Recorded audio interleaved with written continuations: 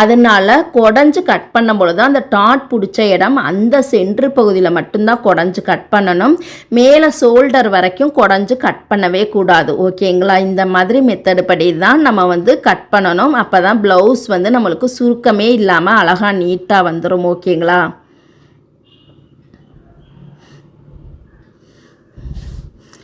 அதே மாதிரி பின்பக்க ரவுண்டையுமே அழகான ரவுண்டு ஷேப்பில் நம்ம வந்து கட் பண்ணி எடுத்துக்கலாம். ஓகேங்களா?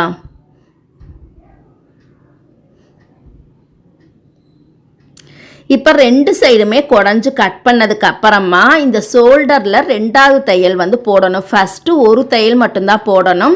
அதுக்கப்புறமா குடஞ்சு கட் பண்ணதுக்கு அப்புறம் தான் 2வது தையல் போடணும். ஓகேங்களா? அந்த ஆம்கோல் சைடு கெட்டி தையல் போட்டுட்டு 2வது தையல் போடணும். அதே மாதிரி இந்த சைடுமே ஆம்கோல் சைடு கெட்டி தையல் போட்டுட்டு 2வது தையல் போட்டுக்கலாம்.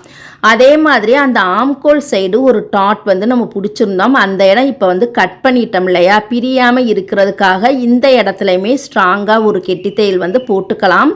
அதே மாதிரி அந்த சைடுமே பிரியாமல் இருக்கிறதுக்காக ஸ்ட்ராங்காக ஒரு கெட்டி தையல் போட்டுக்கலாம். ஓகேங்களா? இந்த மாதிரி மெத்தட் படி தான் கட் பண்ணி தைக்கணும். இப்போ அடுத்ததாக பார்த்தீங்கன்னா நம்ம ஸ்லீவ் வந்து இணைக்க போகிறோம். உடம்பு பகுதியில் ஸ்லீவ் வந்து இணைக்க போகிறோம். கண்டிப்பாக கரெக்டாக மெத்தட் படி பாருங்கள், ரொம்பவே ஈஸியாக இருக்கும். இப்போ ஸ்லீவோட குடஞ்சு கட் பண்ண பகுதி ஃப்ரண்ட்டில் வர்ற மாதிரி வச்சுக்கணும். ஓகேங்களா? உடம்பு பகுதியோட ஃப்ரண்ட்டு பகுதியும் ஸ்லீவோட ஃப்ரண்ட்டு பகுதியும் நம்ம குடஞ்சு கட் பண்ணியிருக்கோம். குடஞ்சு கட் பண்ணதை ஃப்ரண்ட்டில் வர்ற மாதிரி கரெக்டாக இந்த மாதிரி தான் வச்சுக்கணும். ஓகேங்களா? அப்போ தான் நம்ம வந்து ஸ்லீவை வந்து மாற்றி தச்சிட மாட்டோம், கரெக்டாகவே நம்மளால் தைக்க முடியும். இப்போ இந்த ஸ்லீவோட மடிப்பு பகுதி சென்ட்ரு பகுதியில் நம்ம அடையாளப்படுத்துறதுக்காக கட் பண்ணியிருந்தோம். அந்த கட் பண்ண அந்த ஸ்லீவோட சென்ட்ரு பகுதியும் ஷோல்டரோட சென்ட்ரு பகுதியும் கரெக்டாக சேமாக வச்சு தான் தைக்கணும். ஓகேங்களா? கரெக்டாக பாருங்கள், அந்த ஸ்லீவோட சென்ட்ரு பகுதியும் ஷோல்டரோட சென்ட்ரு பகுதியும் கரெக்டாக மேட்சாக வச்சுட்டு இந்த மாதிரி ஒரு 1/2 இன்ச்சு பிசுறு விட்டுட்டு 2 துணியுமே சேர்த்து நம்ம தையல் போட்டுக்கலாம். ஸ்லீவ் இணைக்கும் பொழுது ஷோல்டர்லேருந்து தான் நம்ம தைக்கவே ஆரம்பிக்கணும்.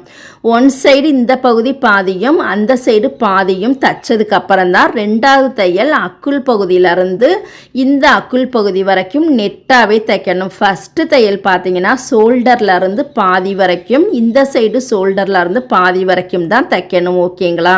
இந்த ஸ்லீவ் இணைக்கும் பொழுது அப்படியே வளைவு நெளிவாக வளைஞ்சு தைச்சிங்க அப்படின்னா அதை ப்ளவுஸ் வந்து உடம்புல போடும் பொழுது அங்கனங்கன்னா கையை சுற்றியுமே சுருக்கங்கள் வந்து இருக்கும். ஓகேங்களா? வளைஞ்சு நெளிஞ்சு தைக்காமல் 2 துணியுமே சேர்த்து வச்சு தையல் பார்த்தீங்கன்னா அப்படியே நேராகவே இருக்கணும்.